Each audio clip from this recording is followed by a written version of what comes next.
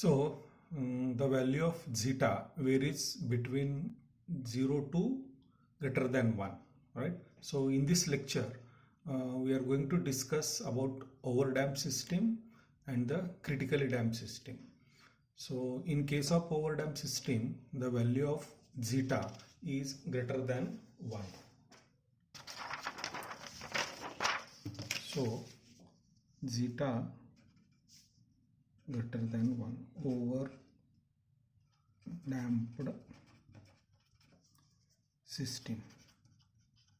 Okay, we know that the roots of the equation are this. So when the system is overdamped, S1 is equal to minus zeta plus root of zeta square minus 1 into omega n. This is one root.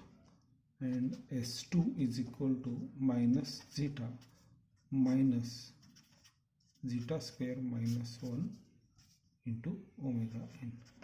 Now these are the two roots. Now the solution of the differential equation is this: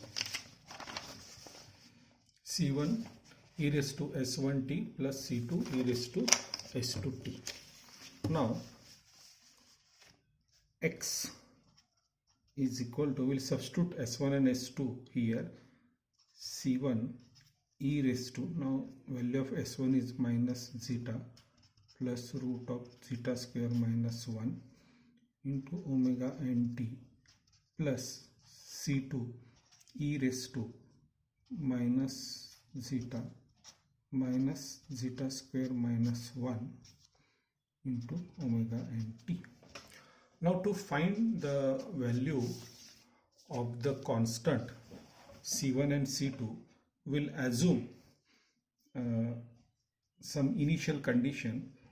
Let the initial conditions be x is equal to x0, initial displacement is x0, and x dot initial velocity is 0, means when time t is equal to 0. So these are my two conditions. So if I substitute these conditions in this equation, so when you substitute the first condition, so this condition in this equation, so x0 is equal to C1 plus C2. We are getting one equation. Now differentiate this equation. We will get the x dot value. Differentiate with respect to time and substitute this condition. So when you do this, you will get value of C1 as C1 is equal to zeta plus root of zeta square minus 1 into x0 divided by 2 under root zeta square minus 1. Similarly, C2 equal to minus zeta plus zeta square minus 1 root of into x0 divided by 2 under root zeta square minus 1. So now we got the values of two constants C1 and C2. So if you substitute this value of constant C1 and C2 in this equation, and if you simplify further, our final equation will be like this: x is equal to x0 upon 2 under root zeta square minus 1, here it is zeta plus root of zeta square minus 1 e raised to minus zeta plus root of zeta square minus 1 into omega nt plus minus zeta plus root of zeta square minus 1 e raised to minus zeta minus root of zeta square minus 1 into omega nt. Now this is the complete solution of the system when it is overdamped. If you look here, it is e raised to minus power, means as time go on increasing, amplitude decreases. But it is a over damped system, means here the damping is more.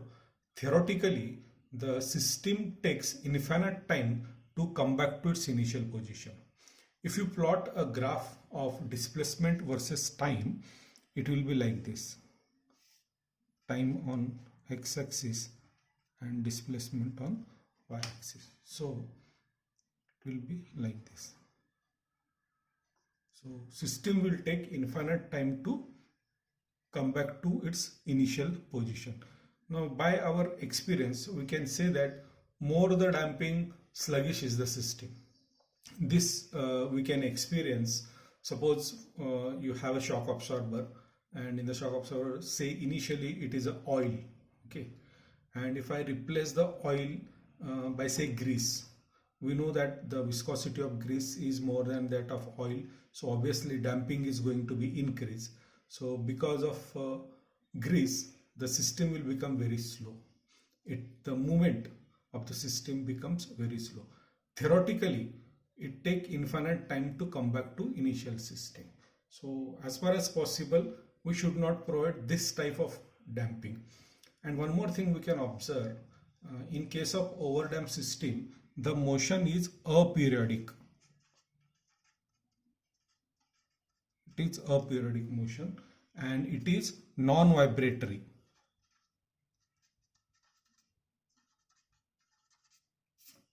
Okay, so when zeta is greater than 1, means in case of overdamped system, it is a aperiodic motion and the non-vibratory system. Now let us see what will happen in case of critically damped systems. We know that zeta is equal to 1 for critical damped system. So when zeta is equal to 1, the roots of this equation, where is this equation, will be equal to 1. So you substitute zeta equal to 1 in this equation. So we'll get the two roots will be same, that is S1 is equal to S2 and that will be equal to omega n minus omega n. So these are the two roots.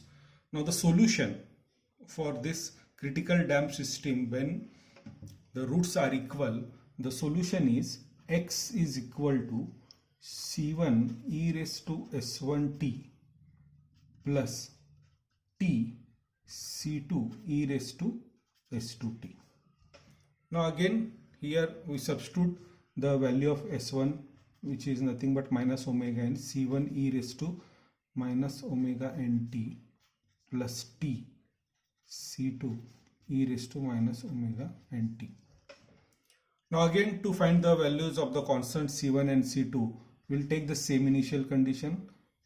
Let x is equal to x0 initially, means when t is equal to 0, and let us assume that initial velocity is 0. Okay, so if you put these two initial conditions in this equation, so it is going to give you the two values. When you put this first condition, we'll get c1 is equal to x0. Okay, and when you put the second condition, we'll get c2 equal to x0 into omega n.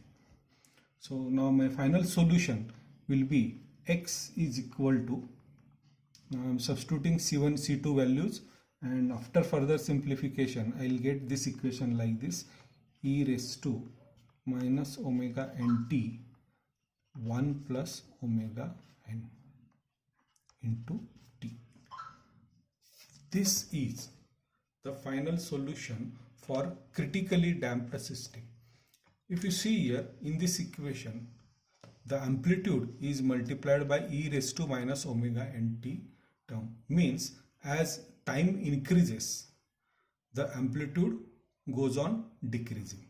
Now this in case of critical damped system, the motion is aperiodic.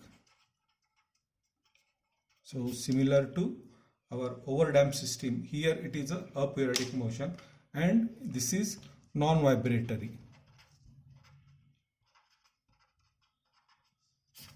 But one thing is there, in case of critical damped system, the system come back to its initial position very fast. So in case of overdam system, the system take infinite time to come back to its initial position. So but in case of critical dam system, system come back to its initial position very fast.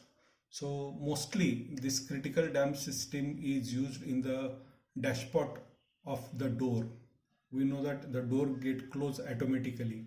So there is a dashpot system behind the door. So when you open the door and when you release it, the door will get closed immediately.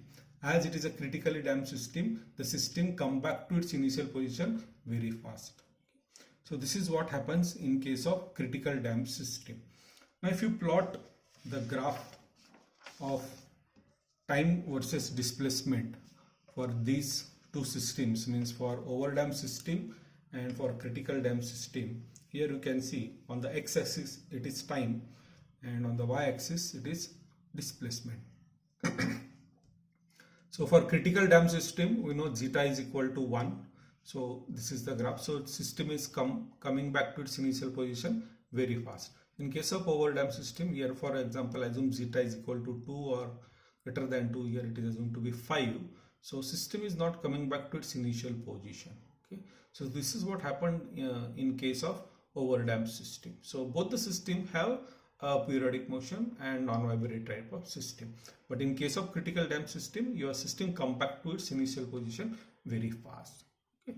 So this is what is the overdamp and a critical dam system.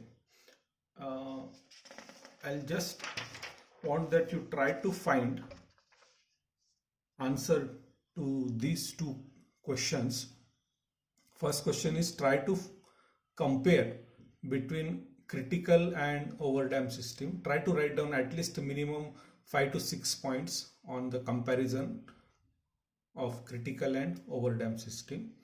And second thing, second question, you try to find out at least minimum 2 applications where we can use the critical dam system or a overdam system. Okay, this is what you can do as a homework. So try to find answer to these two questions. In my next video, I am going to discuss about underdamped system. Most of the times the systems are underdamped, so that we are going to discuss in my next lecture. Thank you.